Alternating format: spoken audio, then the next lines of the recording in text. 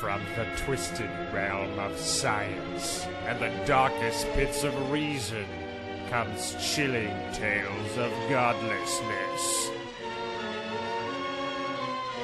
Bear witness to the unfathomable terror that is the Good Atheist. Dan Quayle? Yeah, I'm the next Dan Quayle. Thanks you are a lot, the buddy. next. You are the Dan Quayle of Atheist Podcast. That is what you are. All right, this episode we're gonna talk about a few things. Let's forget what you were gonna say. Are you sure? Can we just? Because this is the first show since my show, Yeah. since my Totally Awesome show, and I just before we got started, I wanted to ask you. Yeah. What did everybody think? What was the reaction? Did people love it? You loved it, didn't you? Are you asking me or are you asking the people in the microphone? Well, the people in the microphone can't respond, so I'm asking them through you. I already said I thought that your attempt to use sex to get ratings was cheap. Sex sells, baby. It I does love sell. I didn't deny that. I just said it's cheap. It's cheap, mister. Anyways, let's get off your ego for just 5 seconds. I'll concentrate on mine. Okay. So today, this episode, we're going to talk about a couple things. Some of them may seem related to religion. Some of them are a little bit off topic because they're just something that I want to get off my chest. Number one, we're going to talk about a group called Anonymous. They're a group of hackers that are trying to bring down Scientology. Also, we're going to talk a little bit about the power of the presidency and also, interestingly enough, all this debate surrounding Barack Obama's religious upbringing and history. And finally, we're also going to talk about something that happened in U.S. politics that has me shivering in my spine. But again, as the hook, we'll keep that till the end. You like that? These hooks that I'm trying? Very nice. Yeah, Very I nice. think Just they're to keep people from turning it off after I get my part done. Why are we all focused on you, huh? Are you the good atheist? It's a battle now, man. It is a battle. All right, fine, whatever. If you want to lose. Okay, first up, this group called Anonymous. Ryan, tell us a little bit about this. Well, there's these idiots out there. Idiots, all right. They are idiots. And basically, they put out a YouTube video saying, "We are coming to destroy Scientology." Woo!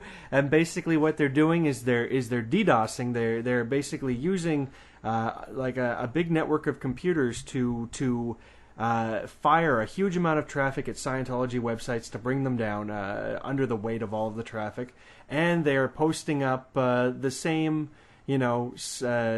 stupid stuff that we already knew about Scientology onto all these different websites, documents and stories of scandals and all that stuff about, L. Ron Hubbard creating the religion on a dare, blah blah blah blah blah. So this is their attempt to take down Scientology. Oh, and they've been doing a couple of marches and stuff like that. Yeah, they've actually, a whole bunch of computer nerds have gotten together. I think it's probably a first outside of a Star Wars convention.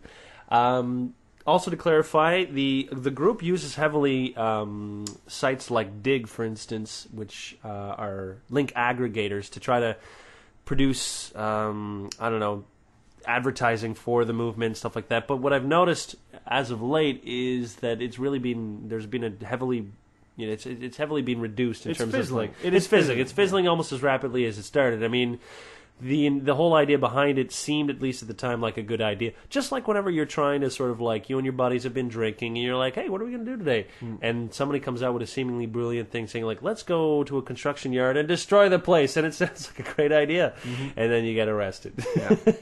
But, the thing about it is that their plan is so short-sighted and it's so stupid. It's just like, we're going to fight Scientology, and how we're going to do that, we're going to take down their website. And I'm like, okay, first off, the DDoS attacks didn't even work all that well. They worked for a couple of days while Scientology was unprepared, and then Scientologists just did what any site does when they're getting DDoSed, which is they hire a really smart guy to protect the website. Yep. And to filter out all of the bogus and to redirect all those attacks to somewhere else, which interestingly enough ended up being a Danish primary school.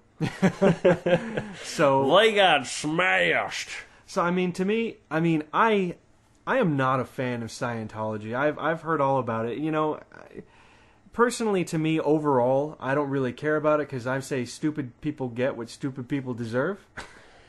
That's not what I feel, but go ahead, finish that sentence. This is why there are two of us, Jacob, because that's like two... Yeah, you always need a right opinion and an incorrect opinion, and I'm glad that you provide that. And this week, I am on the show, and I am not the yes man, so I'm going to tell you what I think. All right. Is that cool? Are we Is done this with that? because because of my sickness, I've been reduced in strength? He's too weak. Normally, he is the guy with the really strong opinions, but this week I am overpowering him, and I am saying, as I said. So I mean, Scientologists, not my top favorite religions, top 5, top 10, not even top 20. I'd say they're down below Hare Krishnas and Harry Potter and that what were the Jonestown or whatever the Kool-Aid people were.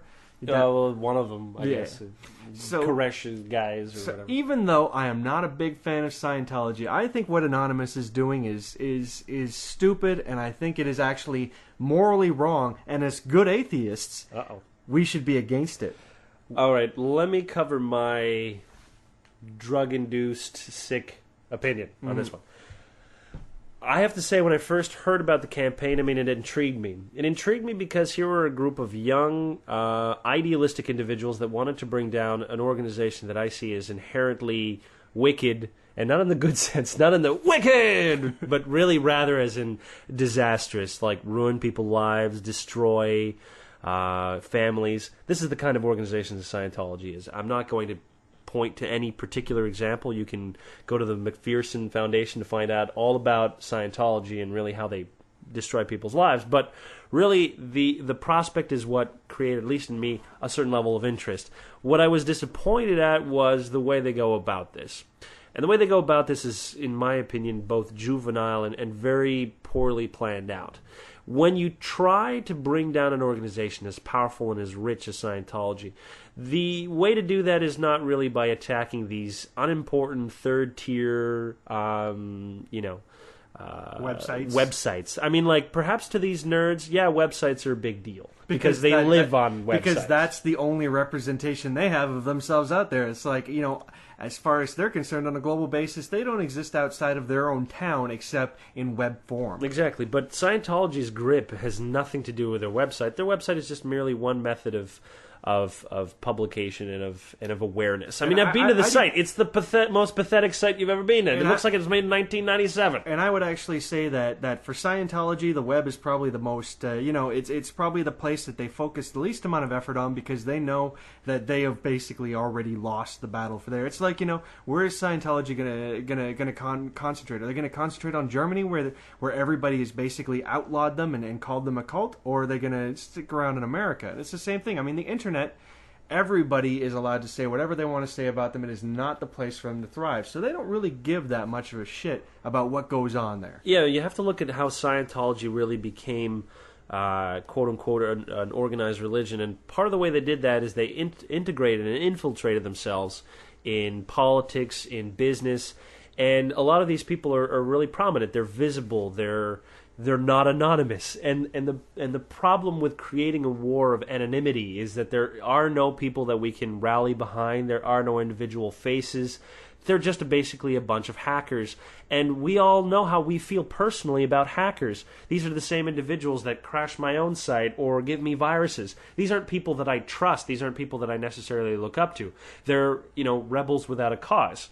This is my initial problem. My other problem too is that they have to consider the fact that to take down Scientology is going to be perhaps the most challenging thing that they've ever done. I mean, it would be like more challenging than getting free porn passes to Playboy.com. Something along those lines, yes. Boing.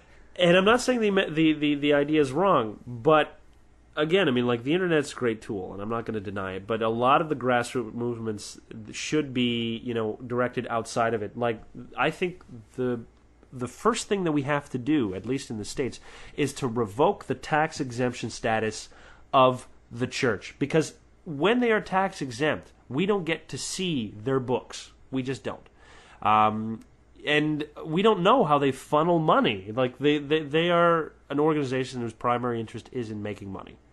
And unfortunately, their books are cooked. Their books are cooked. So whatever we're seeing is a load of BS. And why should they be getting tax exempt status? That is essentially you paying for them to have their Dianetic centers, because as a tax exempt, they at the end of the day they're not paying for that shit. And I'm like, that is annoying. I'm like, if you can do that, if you can revoke their tax exempt status, that would be the biggest blow. And how do you do that? Well, it has to be a grassroots kind of thing. You have to demonstrate how the group is more of a cult than it is a religion. And that's going to be tough because there's a lot of really powerful and popular people that seem to lend credence to it. The other thing that I would do is I would stop them from having access to prisoners and to people that are addicted to their Crime-Anon and Narc-Anon organizations, which are just basically methods for them to keep recruiting and brainwashing individuals into the organization.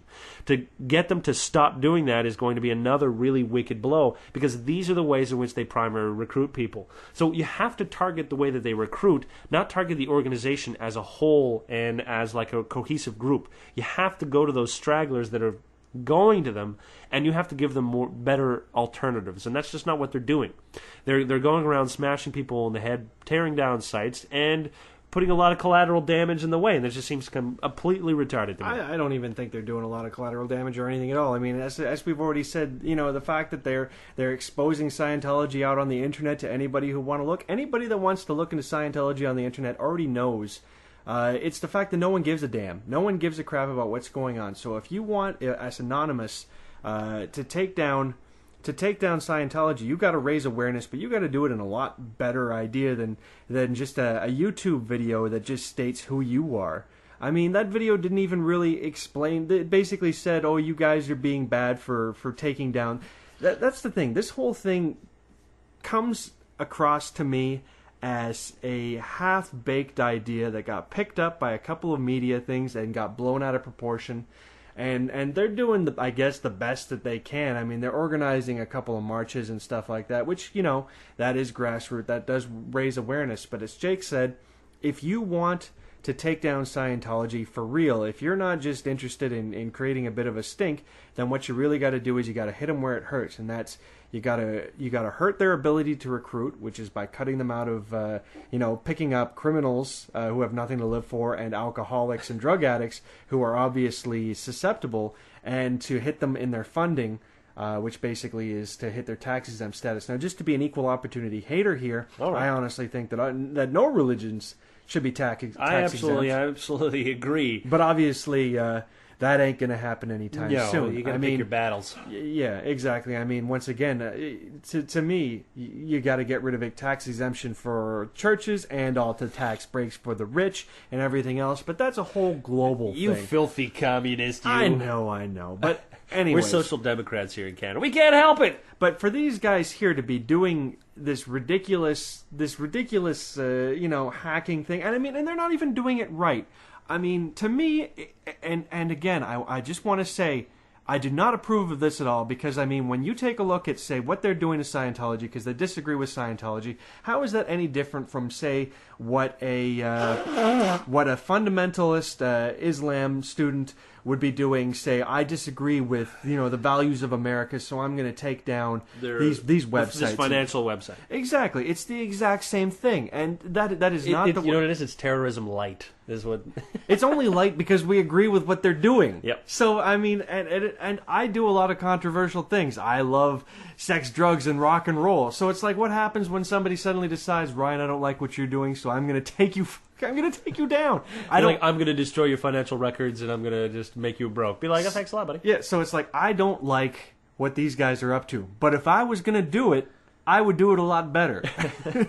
and Scientology is lucky that I'm not the one running this thing. Because, if you get some serious hackers involved in this, you get into Scientologists' emails.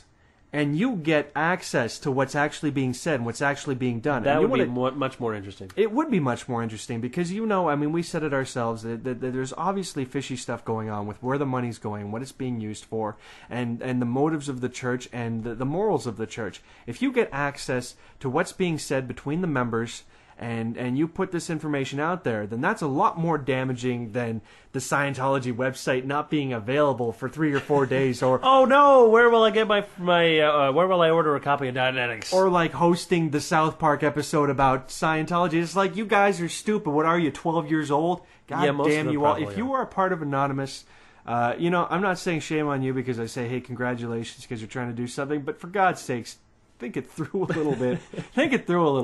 All right, let's move on to the next subject.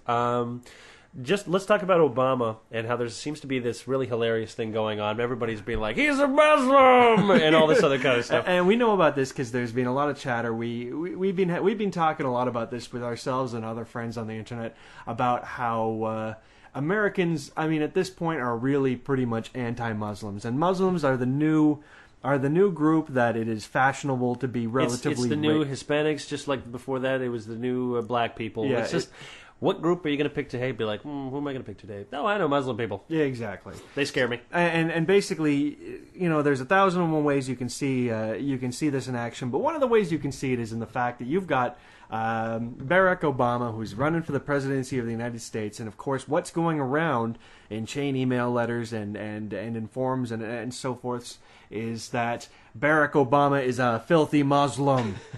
And just the idea that people are putting this out there and the fact that it's a really big issue. I mean, the Obama campaign is actually working really hard to try and say, hey, I'm not a Muslim.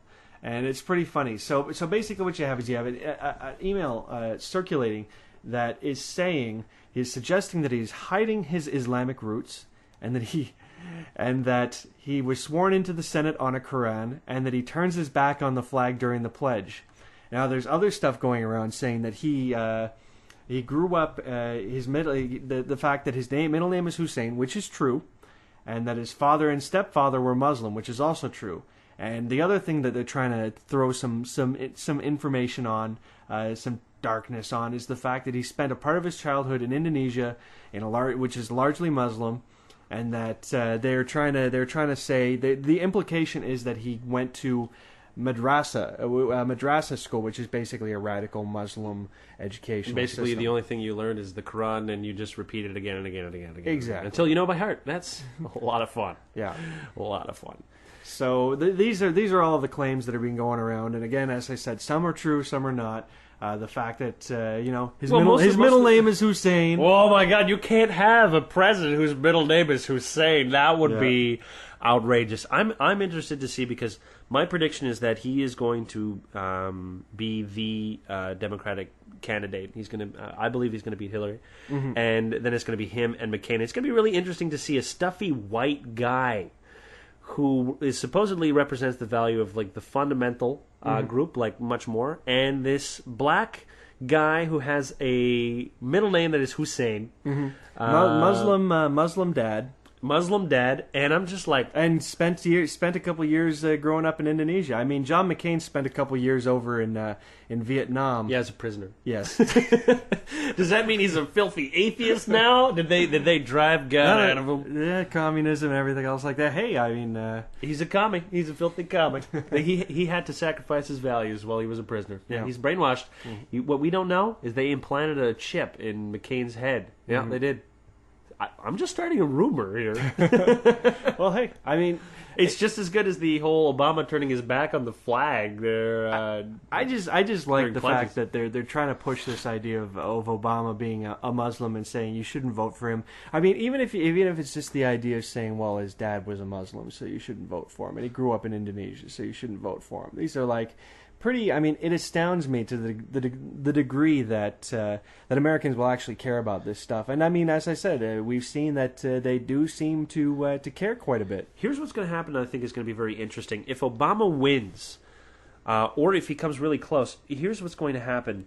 Basically, it could cast a very interesting light on racism in the United States, because say he does win, but there was a whole group of people saying, like, we don't want a black president, so on and so forth. Now they have to accept through the, not just through the power of the presidency, but through the office, the dignity of the office themselves. They have to question to themselves even their own prejudices, because now, like, it's almost like you're forced to accept it. Like, your daughter marries a black man, and you didn't like black people. All of a sudden, you're forced to see not only this person as human, but this person as your president, who has a status that is above yours. And, like, I think it'll be interesting, because all those people that maintain those old prejudices, and I'm sure there's going to be a certain group, probably the vast majority of those that say, well, I don't know, I don't trust them, blah, blah, blah. They're going to see him not only human, but as this charismatic, powerful, and inspiring leader, and they're going to feel this conflict, and I think in that sense may shame others that are still on that fence, or who may be completely like, I don't like black people, I don't trust them. Like, I think it adds a new interesting dynamic to the whole thing, where all of a sudden, I mean, could this be the end of racism? I'm not saying it is, but it really kind of puts it out there, and now you have to deal with your own racism if it's something that upsets you. And I think that they themselves would probably feel shame for not supporting their president, the institution themselves, simply because of those silly prejudices. And I think that would be a very, very interesting thing. Oh, Jake, you're such an optimist. I am an optimist. You know what I think? I think if Obama wins, he'll get shot within 3 months. You watch too much 24. I'm sorry, man. He's not going to get shot. I love Obama, and I'm not recommending that anybody shoot him or anything. I just want to make that clear. I'm just, again, it's like, the anonymous thing where I'm saying, I don't like what they do. It's like this with Obama. It's like, I love Obama. I think he's going to be great for the country. And as you say, it's really going to make a difference as far as race relations. And I think America is ready to take that step.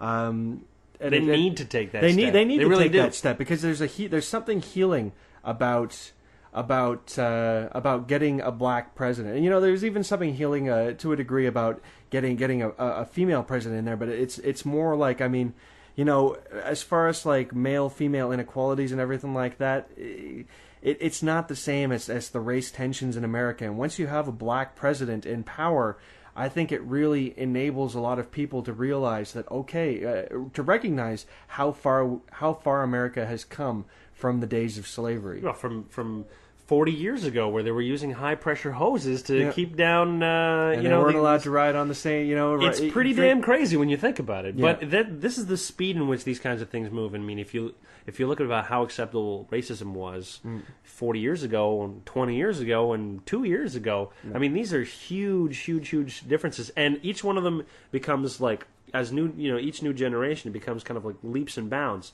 So I think it's going to be really interesting to see what the dynamic is. And now, boy, will the shit hit the fan when somebody does shoot him.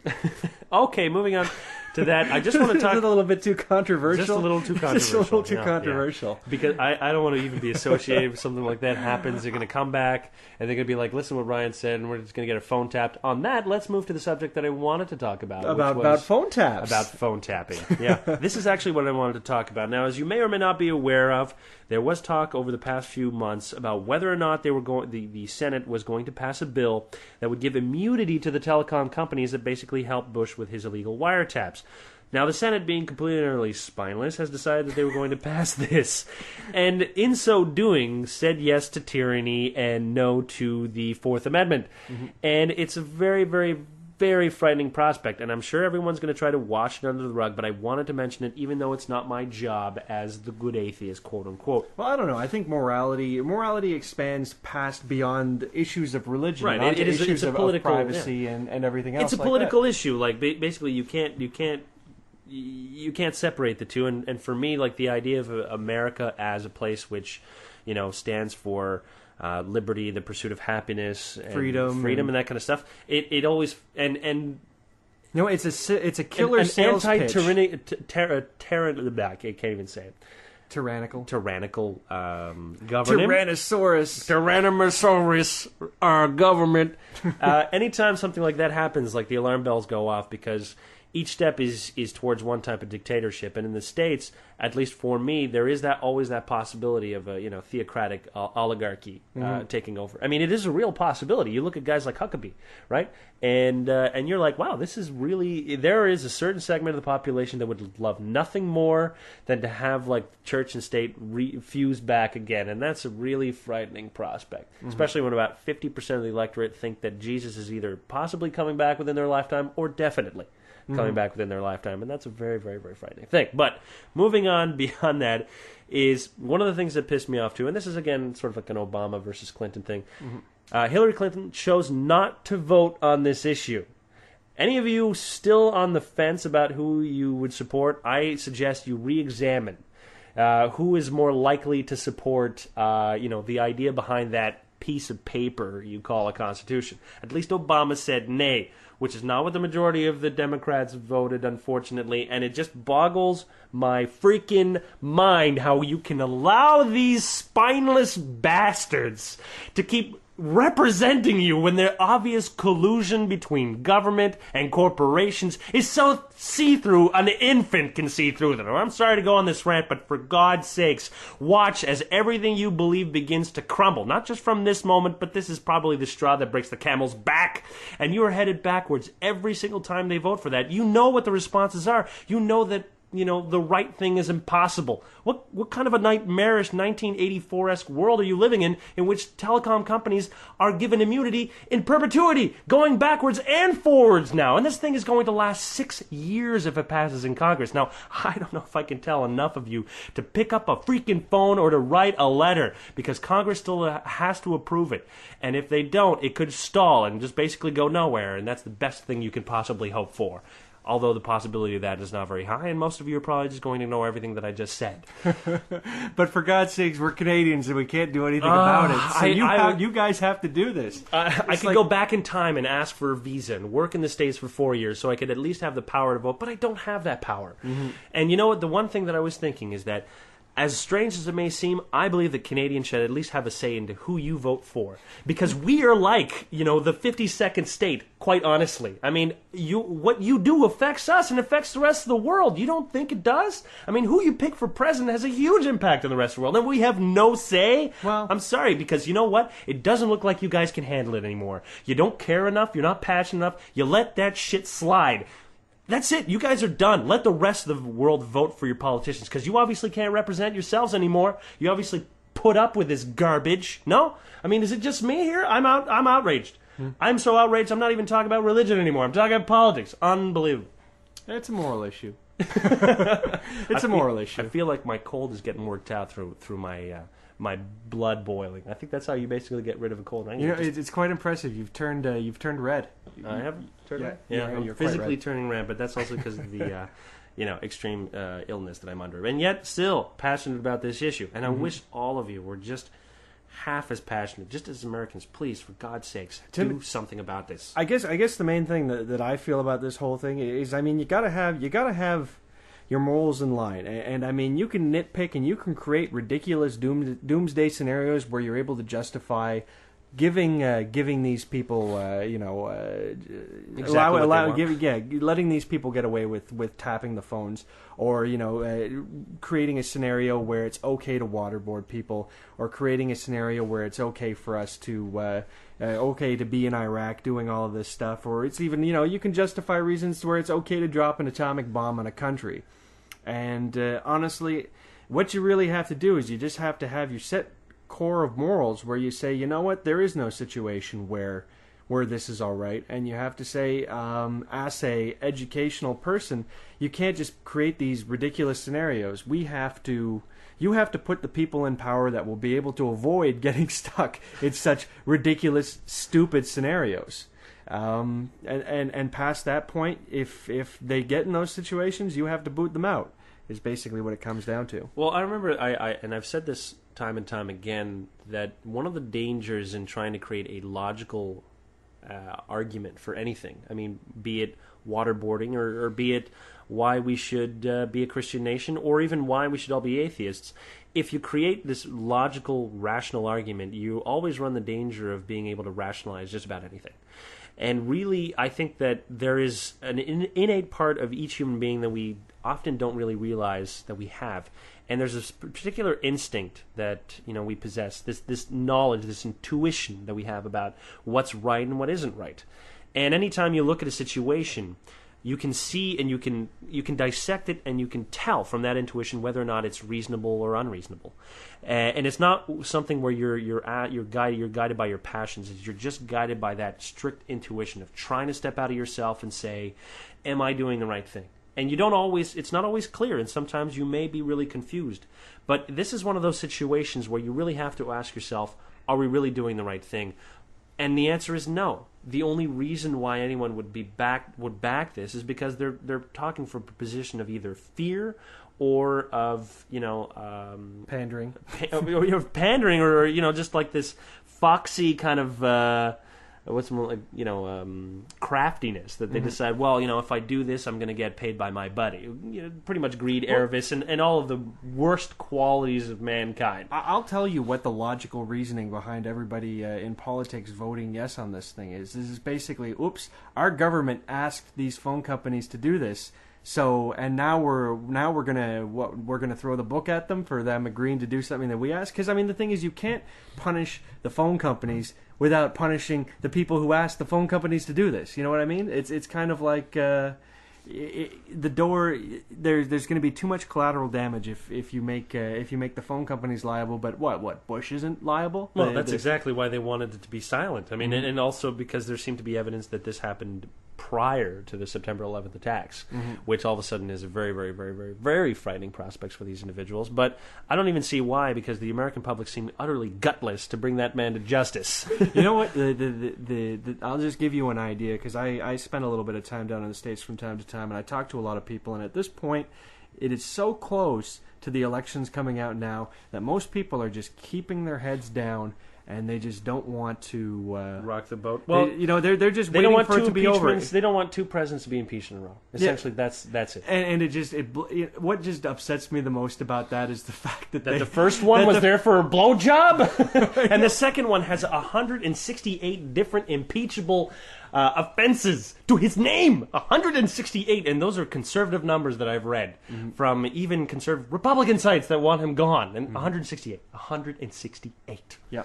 Wow. I don't think there's been anybody in a long time who's done more to completely set the country back. Nope. Anyway, I guess we've wrapped this political issue up in a moral bow. I think we did a pretty good job of it, and hopefully we didn't piss off too many people out there. We only say this because we love you guys. Yeah, absolutely. And what I was saying at the beginning was that freedom, justice, liberty, and the American way, it's a great sales pitch. I love that sales pitch, but you know what? I'm getting the buyer's remorse here because I got the product, and I'll tell you the truth, it's not living up. It's like I got a Bowflex, and it turns out it's a pretty big piece of crap. So, but it just sits there. It just takes up all the room. Yeah, exactly. It just costs me a lot of money. So, I want that Bowflex experience that I saw in the infomercial. I want those rippling. I want that sexiness. Bro, you want that? Can you give me that sexiness? Give me that illusion. For me, my disillusionment is this: that the principles are, at least the founding principles, are so powerful that there would be consideration for me that if those principles were in jeopardy, that I would fight for them. And I don't say that about a lot of things, but I believe that those principles themselves are important, or ideas that are important. And yet, I would never fight for the United States as it stands now because it has abandoned those principles. And I think that is the greatest shame, that and it's not even like it's too late. It's not. The American public has it within their power to take their country back. You do. You have that ability, and yet you choose not to exercise it. And that's why I'm losing faith here, people. And I use faith with a kind of a tongue-in-cheek kind of a... Ooh, good one. I wasn't actually paying attention to you at that point, but... You zoned out? Oh, yeah. Thanks a lot, co-host. But you reeled me back in. Congratulations. There we go. Well, I had to use the word. Anyways, that's the wrap-up for this week. Sorry, I just want to make a mention. Sorry about the bit of a delay on the radio show. We've been extremely busy. Jake was tired. Just having a really hard time trying to figure out how he was going to top my totally sweet sex. Yeah, that was a problem. No, it's one of those things where you make a show in which you have to be insightful and slightly intelligent, and sometimes you don't feel it. You don't got it. I have dumb moments. I have plenty of them, and I just don't want them to be recorded and in the ether of the internet. Yeah. Only so much embarrassment that a man can take. And besides, I didn't have a follow-up to your skanky show. Yeah, now we just have this, ripping America a new anus show. I think that it's going to be a big hit. Most of the people who listen probably want to see it torn a new anus. And I just want to say, we ain't siding one way or another, Republican, Democrat. Honestly, to us, it's all the same. We just want it to be fixed. Please fix yourself, because you make me very scared. You're very, very, you know what? You're like a Jenga piece, and every time a person takes a part out, you're just like, oh my god, it's gonna fall. But your Jenga pieces next to are really, sort of like eggshells, and you threaten us. You're threatening us. That was the worst analogy. I can't. Ever. Well, the Jenga thing is good. I just don't know what the Jenga piece would fall on.